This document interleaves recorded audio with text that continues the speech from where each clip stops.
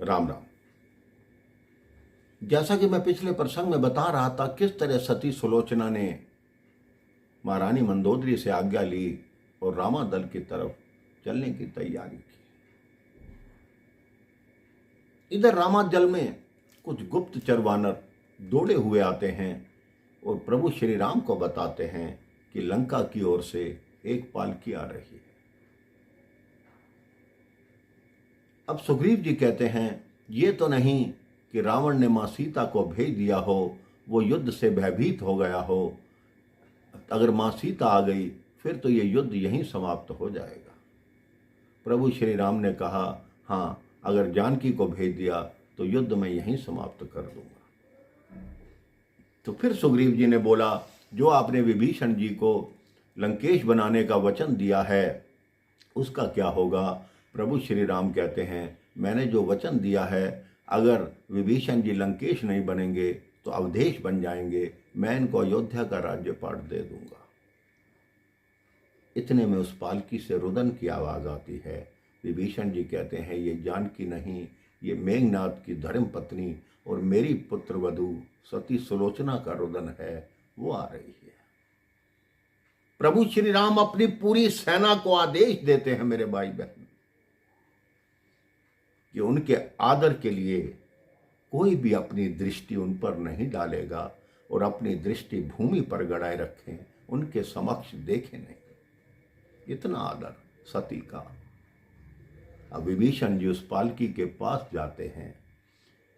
सुलोचना रुदन करती हुई पालकी से नीचे उतरती हैं। विभीषण जी कहते हैं, पुत्री, मैंने समझाने का बहुत प्रयत्न किया लेकिन ऐसा हो ना पाया। सुलोचना कहती है, कोई बात नहीं पिताजी, अब मुझे इन झगड़ों से क्या लेना, अब तो मैं अपने पति का शव लेने आई हूं। वो प्रभु श्री राम के पास आती हैं और बोलती हैं, हे राम, तुम्हारी जय हो। मुझे मेरे पति की भुजा ने लिख कर बताया कि उनका शव और शीश आपके दल में है, तो कृपया मुझे मेरे पति का शीश और शव देने का प्रबंध करें, मैं आपकी बहुत आभारी रहूंगी। और मैं उस व्यक्ति का मुख देखना चाहती हूं, जीवन में पहली बार किसी दूसरे पुरुष का मुख देखना चाहती हूं जिसने मेरे पति का वध किया है।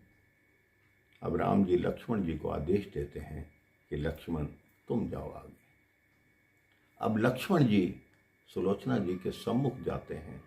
तब सुलोचना जी कहती हैं कि लक्ष्मण, तुम इस बात का मत करना अभिमान, मारा है मेघनाद को, मैं हूं बहुत बलवान।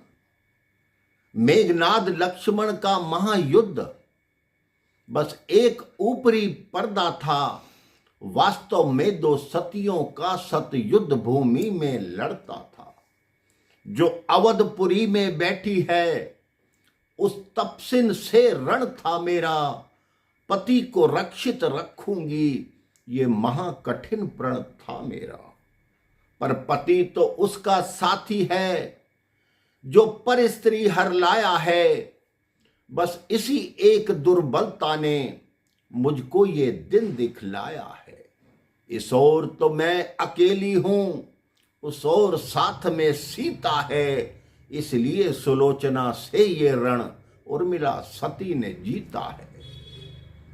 लक्ष्मण, तुम बलवान नहीं हो, मेरे पतिव्रत धर्म के आगे तुम मेरे पति का वध नहीं कर सकते थे। ये तो उर्मिला का पतिव्रत धर्म है और मेरे पति जो थे वो पाप के पथ पर थे, इसलिए ही उनका वध हुआ है। अब सुग्रीव जी एक शंका करते हैं, कहते हैं, प्रभु, अभी देवी ने कहा कि उनके पति की कटी हुई भुजा ने लिख कर बताया कि उनके शव और शीश यहां पर हैं, ये कैसे हो सकता है? शरीर से कटी हुई भुजा भला कैसे लिख सकती है? राम जी कहते हैं कि पतिव्रत धर्म में बहुत बड़ी शक्ति है, वो चाहे तो कुछ भी करा सकती है। राम जी सुलोचना से कहते हैं कि देवी, मैंने बहुत प्रकार से प्रयत्न किया कि ये युद्ध न हो, शांति दूत भेजा, लेकिन रावण ने एक बात नहीं मानी।